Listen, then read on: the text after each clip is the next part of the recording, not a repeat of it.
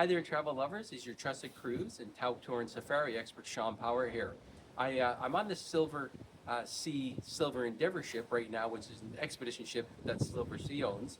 I'm up here in the Arctic. You can see absolutely gorgeous scenery with the snow-capped mountains in the background.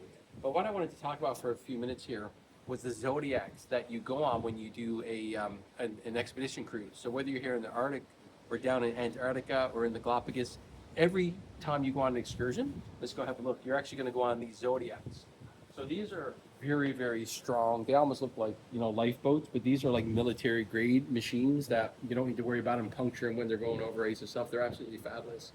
But a lot of people kind of think, I can't go on an expedition cruise because I'm not going to be able to get on and off those Zodiacs.